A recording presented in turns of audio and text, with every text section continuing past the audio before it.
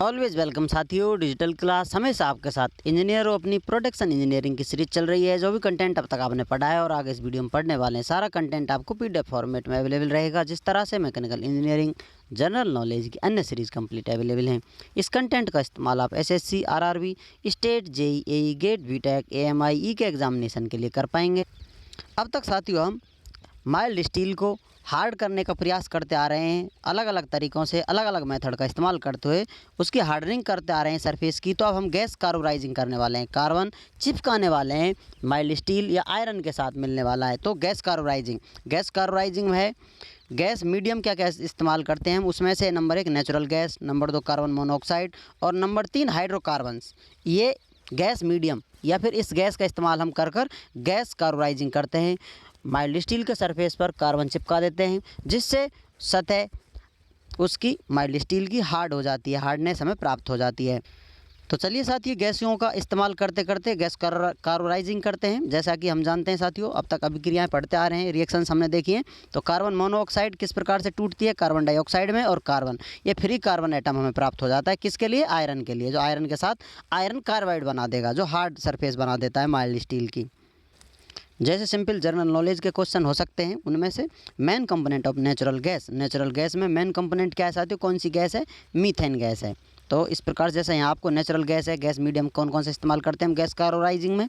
Carbon monoxide जो कि highly unstable होती है, हाइड्रोकार्बन्स ओनली सैचुरेटेड। जैसा कि साथियों सैचुरेटेड, अनसैचुरेटेड ये किस प्रकार के होते हैं? हाइड्रोकार्बन्स। आपने कहीं ना कहीं ज़िंदगी के किसी न किसी मोड पर ज़रूर पढ़े होंगे। हाइड्रोकार्बन में से अनसैचुरेटेड और सैचुरेटेड, ये अनसैचुरेटेड वन टाइप, दूसरा टाइप सैचुरेटेड।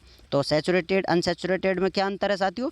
आप सिंपल समझ सकते हैं सिंगल बॉन्ड से। सिंगल बॉन्ड वाले जो हाइड्रोकार्बन है वो सैचुरेटेड हाइड्रोकार्बन्स कहलाते हैं, जिनमें कार्बन कार्बन के मध्य सिंगल बॉन्ड बना हुआ होगा। जैसा कार्बन कार्बन के मध्य सिंगल बॉन्ड बना हुआ है। क्या डबल ट्रिपल बॉन्ड बनते हैं? बिल्कुल बनते हैं। तो यहाँ पर कार्बन कार्बन के मध्य डबल बॉन्ड बना हुआ है और ट्रिपल बॉन्ड भी बना हुआ है।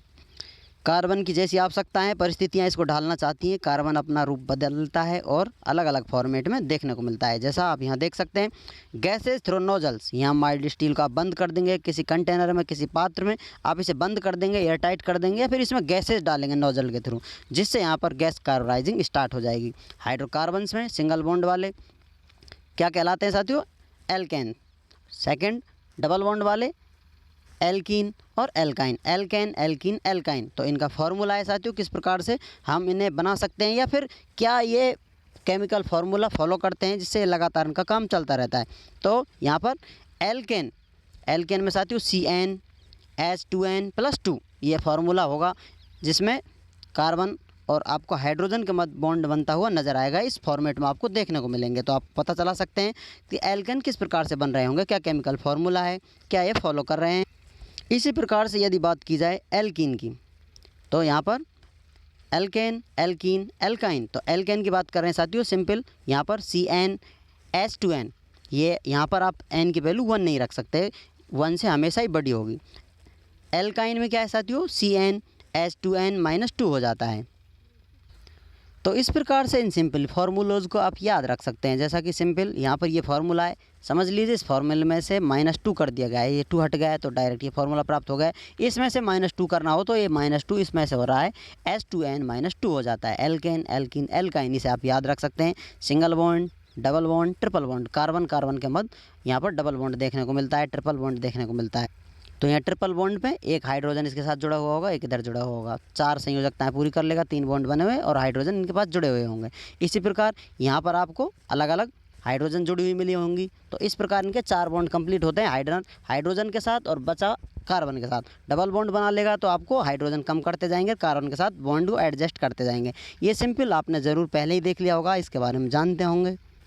यहाँ आप कह सकते हैं CH3, CH2 और यहाँ पर CH रह जाएगा लास्ट में, सिंगल H हाइड्रोजन से इसके बॉन्ड कंप्लीट हो जाएंगे। तो इस प्रकार से गैस कार्बोराइजिंग हो जाती है। माइल्ड स्टील आप रख देंगे, कंटेनर बंद कर गैसें डालेंगे इसमें। जिस गैस का आप इस्तेमाल करना चाहते हैं, कौन कौन सा मीडियम आप इस्तेमाल कर सकते हैं, वो आपको स्टार्टिंग में बता दिया था। गैस कार्बोराइजिंग में हम नेचुरल गैस का इस्तेमाल करते हैं, कार्बन मोनोऑक्साइड का इस्तेमाल करते हैं, हाइड्रोकार्बन का इस्तेमाल करते हैं, और अपनी सतह हार्ड हो जाती है, हार्डनिंग कर ली जाती है, कार्बोराइजिंग हो जाती है, कार्बन चिपका दिया जाता है बाहर आयरन की सतह पर या माइल्ड स्टील की सतह पर। उम्मीद करते हैं विद्वानों वीडियो में दी गई अब तक की जानकारी आपको अच्छे से समझ में आई होगी। अभी भी आपका कोई कन्फ्यूजन है तो आप हमसे कमेंट कर पूछ सकते हैं। साथियों आप चाहें तो कॉन्टैक्ट कर सकते हैं। कॉन्टैक्ट लिंक आपको वीडियो डिस्क्रिप्शन में मिल जाएगा। वीडियो को अंत तक देखने के लिए, चैनल को सपोर्ट करने के लिए आपका दिल की गहराइयों से बहुत बहुत धन्यवाद। मिलते हैं नेक्स्ट वीडियो में, तब तक पढ़ते रहिए, व्यस्त रहिए, मस्त रहिए। जय हिंद, वंदे मातरम।